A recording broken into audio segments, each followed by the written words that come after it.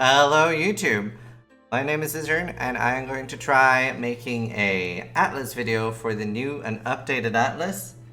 So GGG has given us a list of what all the new tiers are and stuff like that, and I'll link the Atlas down below. And I want to talk a little bit about some tips for new players, tricks for what to do in the new league, and just some general mapping advice. We're going to try to do all of that here now. So interestingly enough, all the tier 1 maps, not particularly great. Let's see, I have a list here of the maps that I'm most likely to shape and stuff per tier, and I'll talk a little bit about why and the reasoning behind it. And this is particularly for experience, but I've got some examples here of things to do for money. And yeah, we'll give some examples. So one thing to explain early on is what is a shape map. So a shape map is after you've followed there's like these like galaxy looking shaper circles on maps early on. Once you've killed 5 of these, the 6th one will give you a shaper orb. You like the elder will appear and there'll be like a little cutscene. So you need to do a tier 1 map, tier 2 up to tier 5. And then you'll get the Shaper Orb after you've done 5 or 6 of these Shaper bosses maps. And then what that Shaper Orb will do is, in this case, it'll turn, for example, a tier 1 Iceberg into a tier 6 Iceberg. And what happens then is this map, now for all intents and purposes, become a tier 6. So it will not turn your existing maps into tier 6 maps, but the next time one drops, so say you're in a tier 5, 6, 7 or above map, a tier 6 shaped Iceberg can drop. So that's how that mechanic works. And then there's like pros and cons to like different maps that we wanna run. So there nothing wrong with doing other ones, and you can do whatever you want. If you feel like there's a map you really like, you can shape that. So for tier 1, I'm going to do the Iceberg. Tier 2, Haunted Mansion. Tier 3, Channel. So the earlier, the lower the map is, the less it really matters. So the only reasoning, Iceberg's the only good layout for that tier. Haunted Mansion, it's pretty decent. I might tier 16 Elder in later, we'll talk about that.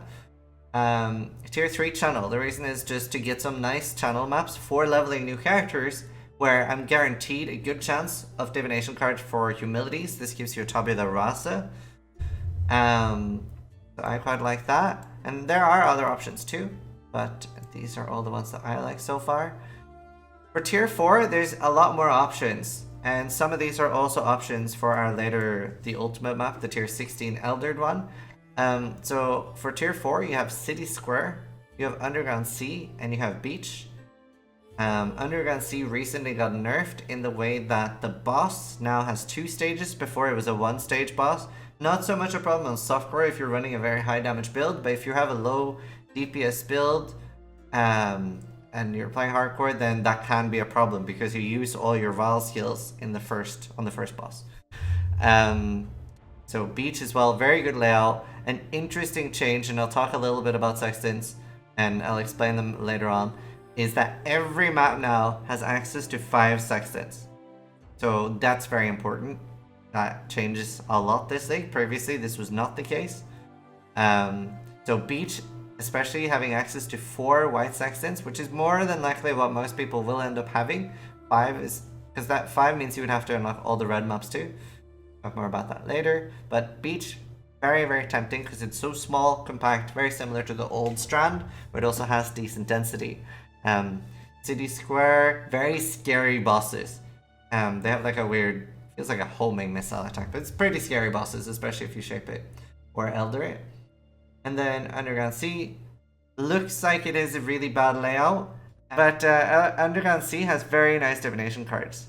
It has a divination card for alchemy orbs, jewelry, stuff like that, which is really good at the start of the league. So you have some nice options for tier 4, or some of those are also elder options. Thicket is going to be my tier 5 map of choice. I didn't really like the look of the other tier 5s. Some people like Crater. I'm not a fan. Sorry, monsters. Like density. Like there are a lot of monsters in the map. So I think it's a very good one. Let's see. And then next up, now we have the ones tier 6 and above. These will turn into red maps. So Burial Chamber and Lair are pretty good options. I'd say most people will do Burial Chambers for the chance of Doctors.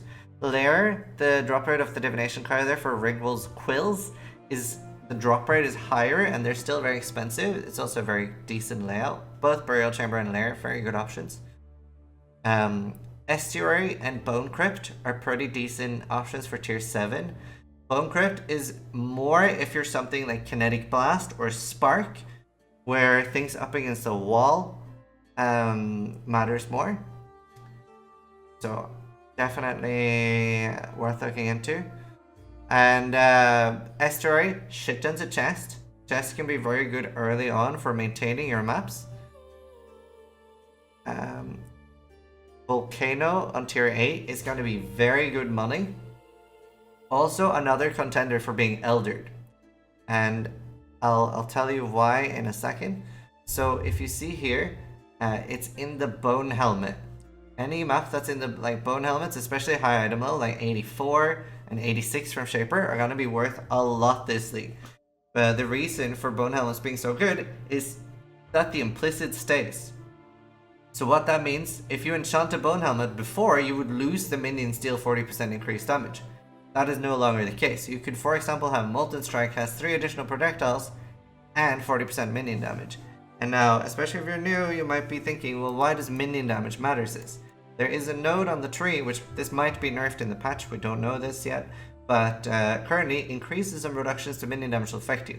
So if you're playing, say, Molten Strike or Tornado Shot and you have Spiritual Aid, 40% increased minion damage will be the same as 40% increased damage. So obviously Bone Helmets are going to be very strong. I wouldn't be surprised if it got nerfed, wouldn't be surprised if it stayed. Just not surprised. So that was Volcano for tier 8. Another option is Toxic.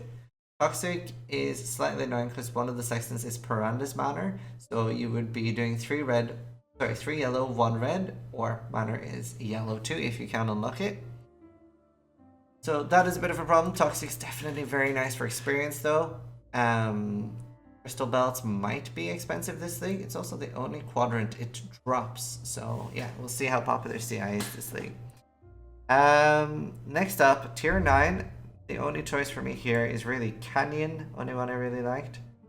Canyon is a very nice map, fairly good density, and it's basically you do circles around the edge and you've cleared the entire map.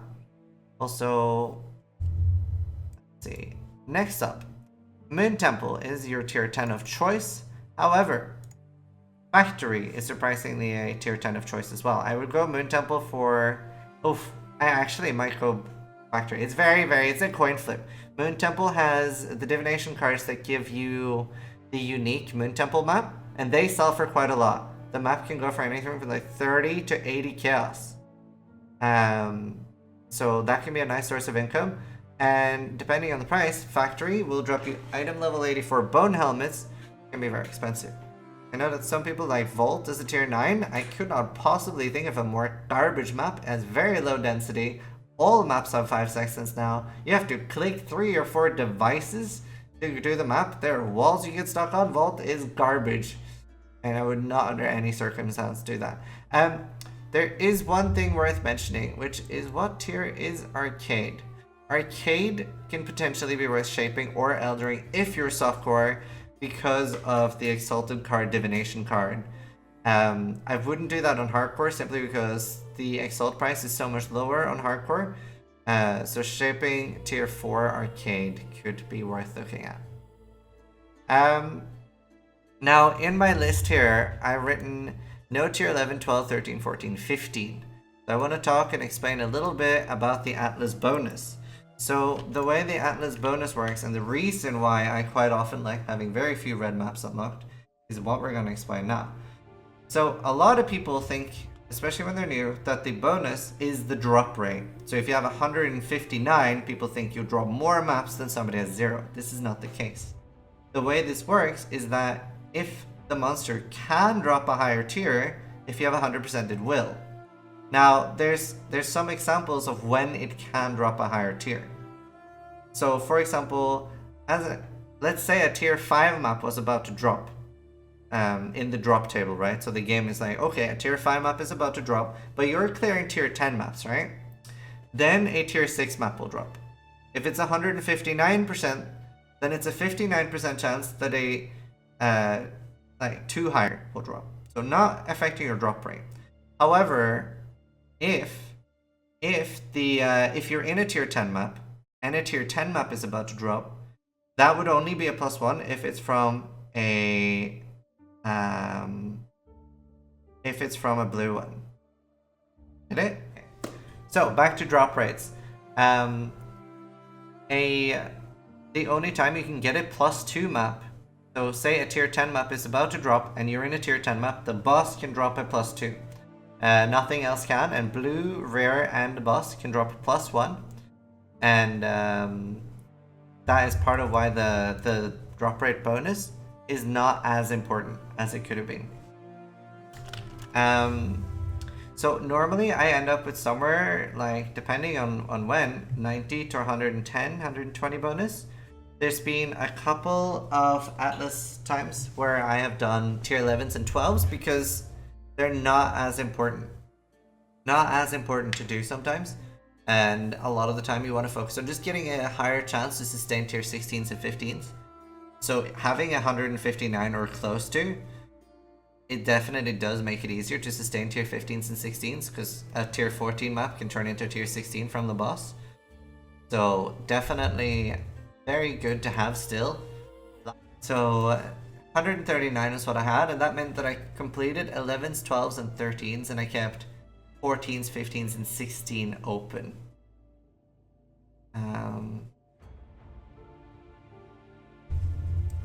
So let's see. So now I want to explain the shaped system. So the way the shaped system works, if you get into a shaped loop, let's say for all intents and purposes right now that all my tier 11s to 15s are not locked. Like all these red maps in the middle, we have not completed it. That means that these are our 11s to 15s. So if you are in this loop, so shaped burial chamber, shaped volcano, shaped moon temple, right? These are the only other maps that can drop. So if I'm in a moon temple, I can drop or in a canyon, I can drop a volcano, moon temple, estuary, and burial chamber shaped. But I can't drop any of these. Obviously, if you're in a moon temple, you can drop a palace. But you only get those nice maps. And the reason this is really good is you've already decided these maps are pretty good, right? There might be a few maps here that are like, wow, they're really good. Either they have good divination cards in them. Like, for example, Tower, I think there. Yeah, 13 Tower. Like, these are good maps too, but they might have bad maps next to them, right? So if you're in this loop, that's the only ones you're getting. So in your map tab, for example, I ended up having like 80 volcanoes, right? Whereas if it was spread out between other 13s, you would probably have like 7 towers, 12 colonnades. Whereas you can end up getting just the map that you want to. So that's sort of the big benefits of running a shaped system. I want to give a big tip for League Start as well to new players. So they've changed the way we get the red Elder Orbs. Before, we could do shaped maps. We no longer can do that. That means that you need to unlock some red maps and remove them later. To remove them, you use 3 sextants off the appropriate tier, so red sextants for red maps, and 1 scouring orb. Selling that to the vendor will give you a master cartographer's removal orb. Now, best case scenario, when you're navigating your Elder on the Atlas, so let's see that we have Elder, I have no Elder right now, just Shaper, but if Elder was like touching maybe Colonnade and Crystal Ore, and then a bunch of maps here, there's a decent chance that the Elder will appear on, for example, Crystal Ore. Best case scenario, Elder and Crystal Ore, and then you have your 4 Guardians here. That would be your best case scenario. And what this does is the only thing that matters is where your elder is. If you have a tier 11 elder, all of these are counted as tier 11 guardians. So they will drop the orbs. So you can get all your orbs without spending 40-50 chaos per map. All you need to do then is remove your crystal ore map and you're good. In what a lot of people end up doing is getting your elder like here or here, and then you need to remove like 5 red maps, which can be annoying and really pricey, especially if you're a new player. 50-60 chaos is a lot of money, and 300 chaos can be even more. So yeah, that's the best case scenario. Even if it just hits 2 or 3, that's still a lot better than doing all 5. I have a full video on sextants. The main change for this patch is that every map can have 5 sextants. I would link the video about sextants. It explains why they're good, what they do. They basically add more monsters to your map so you get richer and more XP. They're crazy good. And yeah, that should hopefully explain the majority. I know it's a bit complicated, especially if you're new, but hopefully this video helps. So if you have any more questions, especially as the league goes on, I'll hopefully post some fairly low production value things about the new mechanics since I can, because I'll be streaming most of the time. And yeah, hopefully it helps. Thanks for watching. Try to die less than I do.